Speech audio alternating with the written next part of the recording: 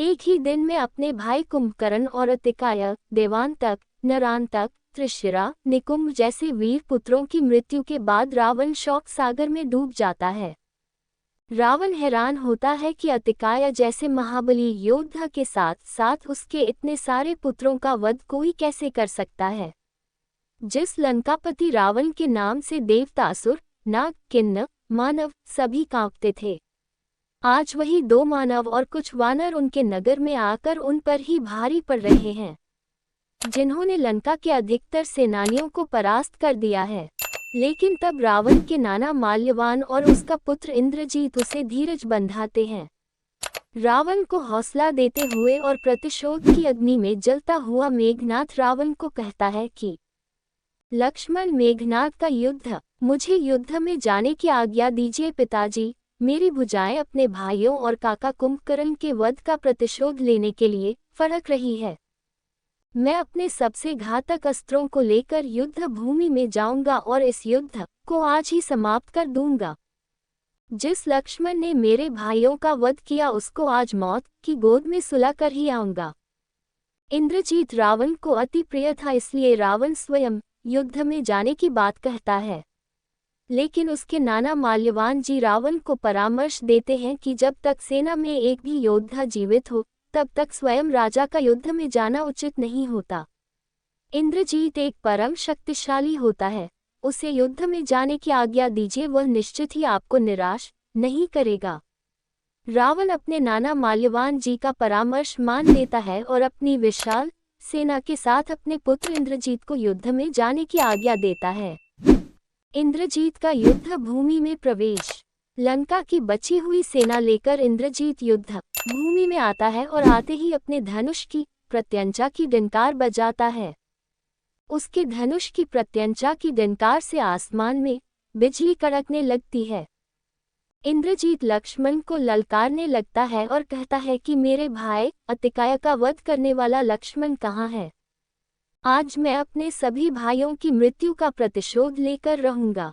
लेकिन तभी सुग्रीव इंद्रजीत को रोक लेता है और उससे युद्ध करने के को कहता है, लेकिन इंद्रजीत सुग्रीव का उपवास करते हुए उसे बड़ी सरलता से दूर फेंक देते हैं।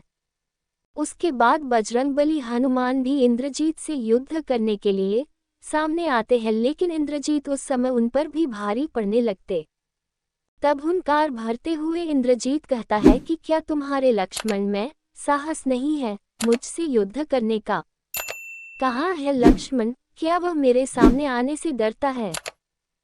यदि मृत्यु से इतना ही डर लगता है तो दोनों भाई मुंह में तिनका दबाकर मेरे सामने आत्मसमर्पण कर दो। इंद्रजीत की यह ललकार सुनकर लक्ष्मण भी आवेश में आकर श्री राम से युद्ध में जाने की आज्ञा मांगते हैं। तब विभीषण जी लक्ष्मण जी को सावधान करते हुए सतर्क रहने के लिए कहते हैं कि भैया लक्ष्मण, इंद्रजीत एक मायावी तथा विकट योद्धा है। वह हर प्रकार की असुर विद्या में कुशल है।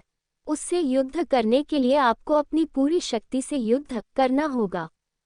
इंद्रजीत युद्ध जीतने के लिए हर तरीके का प्रयोग करता है, चाहे उसे छल भी करना पड़े। विभीषण का परामर्श सुनकर लक्ष्मण जी रणभूमि में इंद्रजीत के सामने आ जाते हैं। तब दोनों योद्धाओं में घमासान युद्ध छिड़ जाता है। लक्ष्मण जी अपने घातक बाणों द्वारा इंद्रजीत पर प्रहार करते हैं, लेकिन इंद्रजीत भी धनुर्विद्या में और अस्त्रों के ज्ञान में पूर्णतया कुशल था, इसलिए वह लक्ष्मण के सभी बाणों को काट देता है। लक्ष्मण और इंद्रजीत दोनों में परस्पर युद्ध चलता रहता है। बहुत समय तक जब इंद्रजीत लक्ष्मण से जीत नहीं पा रहा था, तब वह अपनी मायावी विद्या का प्रयोग करके युद्ध करने लगता है और अपने रथ से अदृश्य होकर आसमान में विचरने लगता है। उसे युद्ध करते समय लक्ष्मण जी विचलित हो जाते हैं और वह समझते हैं कि मेघनाथ युद्ध से गायब होकर कहीं भाग गया है।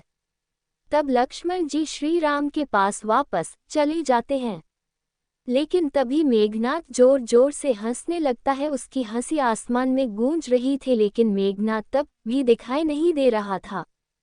श्री राम लक्ष्मण को नागपाश में बांधना। इंद्रजीत द्वारा अदृश्य होकर युद्ध करने के कारण श्री राम लक्ष्मण की सहायता के लिए युद्ध भूमि में चले आते हैं। तभी अचानक अदृश्य रहते हुए इंद्रजीत अपने धनुष से नागपाश अस्त्र का संधान करके श्रीराम और लक्ष्मण पर छोड़ देता है। नागपाश के प्रहार से श्री राम और लक्ष्मण दोनों नागपाश से उत्पन्न जहरीले नागों में बंध जाते हैं और मूर्छित हो जाते हैं। इंद्रजीत जानता था कि नागपाश अस्त्र द्वारा किसी का भी अंत किया जा सकता है और नागपाश से मुक्त होना असंभव है। इसलिए श्री राम लक्ष्मण को नागपाश में बांधकर इंद्रजीत सोचता है कि अब वह युद्ध जीत चुका है, इसलिए वह अपनी सेना को युद्ध से वापस जाकर जीत का उत्सव मनाने का आदेश देता है और उस दिन का युद्ध वहीं समाप्त हो जाता है।